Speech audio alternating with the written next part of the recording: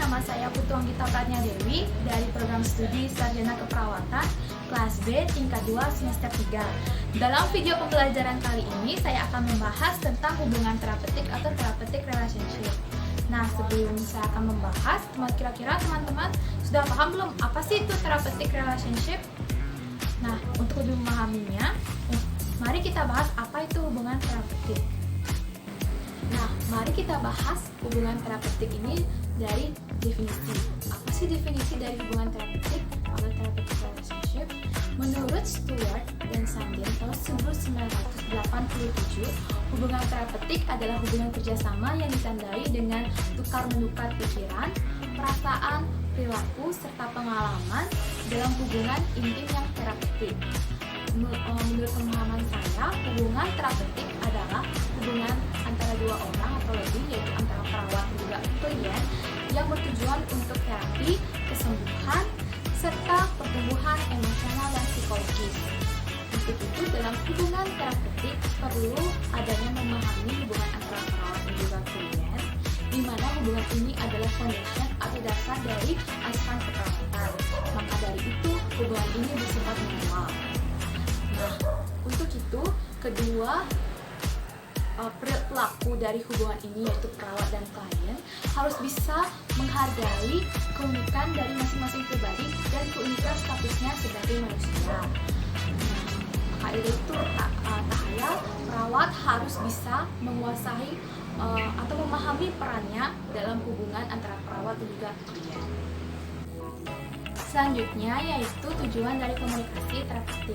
Nah, komunikasi terapeutik atau therapeutic relationship ini bertujuan kepada beratnya pada pertumbuhan dari klien, meliputi kesadaran diri, pemahaman diri, serta meningkatkan penguatan diri dari klien itu sendiri. Yang kedua yaitu identitas pribadi yang jelas, serta meningkatnya integritas pribadi atau integritas diri. Yang ketiga yaitu kemampuan dalam membentuk keintiman, saling bergantungan dalam hubungan interpersonal dengan kapasitas memberi dan menerima cinta. Dan yang terakhir yaitu keempat, yaitu mendorong fungsi dan kemampuan terhadap kebutuhan yang memuaskan dan bisa mencapai tujuan yang realistik. Adapun sikap perawat dalam komunikasi terapeutik. Menurut Egan, ada 5 cara atau 5 sikap perawat dalam menghadirkan diri secara fisik. Antara lain, yang pertama, berhadapan.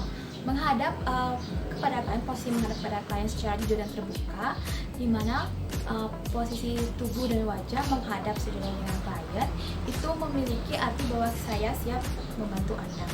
Yang kedua, mempertahankan kontak mata. Kontak mata dalam hubungan terapeutik sangatlah penting, karena kontak mata berarti kita sebagai perawat menunjukkan kehadiran klien dan menyatakan keinginan untuk tetap berkomunikasi kepada klien. Yang ketiga yaitu membungkuk ke arah pasien. Posisi ini menyatakan kita menghargai kehadiran dari klien itu sendiri dan memiliki keinginan untuk bersedia mendengarkan atau mengatakan sesuatu yang mendengarkan apa yang dialami oleh klien itu sendiri. Yang keempat, mempertahankan sikap terbuka dengan tidak melipat tangan maupun kaki saat berkomunikasi pada klien. Itu menunjukkan kita memiliki keinginan untuk tetap berkomunikasi kepada klien. Artinya kita memiliki sikap terbuka pada klien. Nah, sikap terbuka ini bisa meningkatkan kepercayaan pasien terhadap perawat maupun tenaga kesehatan lainnya. Dan yang terakhir yaitu yang kelima, tetap rileks. Menjaga lingkungan pasien tetap rileks, nyaman, dan privasinya itu pun sangat penting. Karena untuk mengontrol keseimbangan antara ketegangan dan relaksasi dalam berespon terhadap terapi. Dan yaitu important condition to develop therapeutic relationship, yang diantaranya ada satu yaitu rapport, yang merupakan kesan pertama yang muncul setelah kontak pertama antara perawat dan klien. Misalnya tersenyum dengan lembut saat menyapa dan memanggil klien, kemudian kita menjawab pertanyaan klien dengan cerdas tanpa menyinggung perasaan dari klien ataupun keluarga klien sendiri. Kemudian kita menanyakan kabar maupun kondisi dari klien. Yang kedua yaitu trust. Trust sangat penting dalam hubungan terapeutik. Untuk mendapatkan kepercayaan dari klien itu sendiri, perawat harus bisa menunjukkan sikap caring terhadap klien. Misalnya yang pertama, selalu ada pada saat klien membutuhkan pertolongan atau membutuhkan bantuan. Yang kedua, menepati janji kepada klien. Yang ketiga, selalu berkata jujur. Yang keempat, bertanggung jawab. Dan yang kelima, bisa menjaga rahasia klien dengan baik tanpa membeberkannya kepada orang lain maupun keluarga itu sendiri. Yang ketiga yaitu ada respect. Sikap ini perawat harus bisa menaruh sikap hormat dan saling menghargai terhadap klien, walaupun klien menunjukkan sikap yang tidak biasanya bagi masyarakat kebanyakan, misal dengan memanggil atau menyapa nama klien. Kemudian kita menjawab pertanyaan klien walaupun saat itu kita sedang sibuk. Dan yang keempat itu ada genuineness atau sikap apa adanya. Sikap apa adanya, sikap yang sejalan dengan perilaku dan perkataan, sikap yang tidak berpura-pura di hadapan klien. Nah, sikap inilah yang mengantarkan perawat mendapatkan kepercayaannya dari klien itu sendiri. Dan yang terakhir, yang kelima yaitu sikap empati. Itu empati. Sikap empati ini semua perawat harus bisa mempunyai sikap empati, di mana sikap empati ini perawat harus bisa memahami atau merasakan apa yang dipikirkan oleh klien, apa yang dirasakan oleh klien, sehingga dapat mempercepat proses kesembuhan dari klien itu sendiri. Untuk mewujudkan sikap empati ini bisa melalui bentuk kata-kata dan direpresentasikannya melalui perilaku. Yang terakhir yaitu teknik komunikasi terapeutik. Di antaranya yang pertama, diam. Kita perawat memberikan kesempatan pada klien untuk mengungkapkan apa yang dirasakan, apa yang dikeluhkan, apa yang diberikannya sesungguhnya sebelum kita menjawab pertanyaan. Yang kedua yaitu menawarkan diri. Perawat menawarkan diri kepada klien tanpa respon bersyarat maupun respon yang diharapkan pada klien. Seperti contohnya sebelum kita meninggalkan ruangan, kita akan berkata, Bu atau Bapak, jika Ibu membutuhkan bantuan dari saya atau rekan saya, Bapak atau Ibu bisa mengklik tombol yang di belakang. Nanti salah satu rekan saya akan datang ke ruangan Ibu. Seperti itu. Yang ketiga yaitu pertanyaan terbuka atau board opening.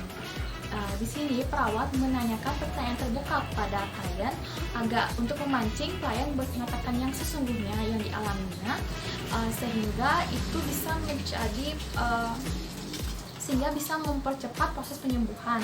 Karena dalam beberapa kasus ada klien yang berusaha untuk menutup diri dari perawat, itu bisa menjadi hambatan perawat atau tenaga kesehatan lainnya dalam memberikan pelayanan yang terbaik pada klien.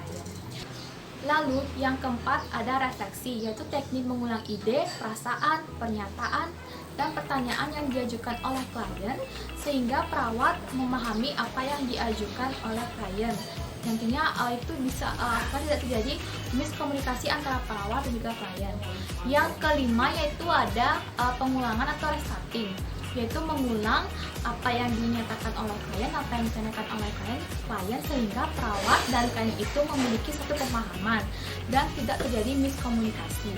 Dan yang keenam itu ada konfrontasi, yaitu respon perawat terhadap ketidaksesuaian perkataan klien dengan sikapnya. Contohnya seperti klien mengatakan bahwa ia sedang marah dengan suaminya, tapi dia mengatakannya sambil tersenyum. Lalu perawat akan merespon, Anda mengatakan bahwa Anda sedang marah kepada suami Anda, tapi Anda mengatakannya dengan tersenyum, dengan bahasa tubuh tersenyum.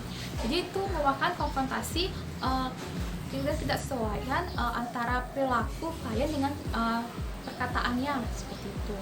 Kemudian yang ketujuh ada exploring, yaitu menggali perasaan, ide, dan pikiran dari pasien atau klien agar bisa menggalinya atau bisa mengembangkannya secara lebih rinci. Seperti kita berkata kepada pasien, bisakah Anda mengatakan apa yang Anda rasakan saat ini? Apakah ada yang dipikirkan saat ini, seperti itu. Kemudian yang ke-8 ada giving recognition, yaitu memberikan penghargaan.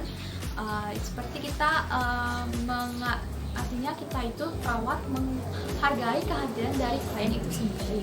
Contohnya, selamat pagi Pak, kita menyapa klien dengan tersenyum, lalu kita memberikan penghargaan, wah Anda tampak segar hari ini, wah Anda sudah hebat gitu, dari kemarin Anda sudah berlatih dengan baik untuk bisa berjalan dengan baik, seperti itu.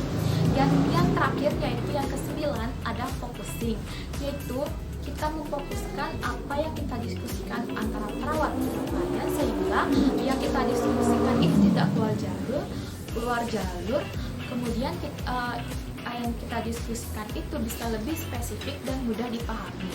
Baik, sekian video pembahasan tentang hubungan terapeutik atau therapeutic relationship. Semoga bermanfaat. Apabila kalian ada masukan, kritik maupun saran, kalian bisa komen di bawah. Nah, sebelum saya tutup, saya punya satu pantun.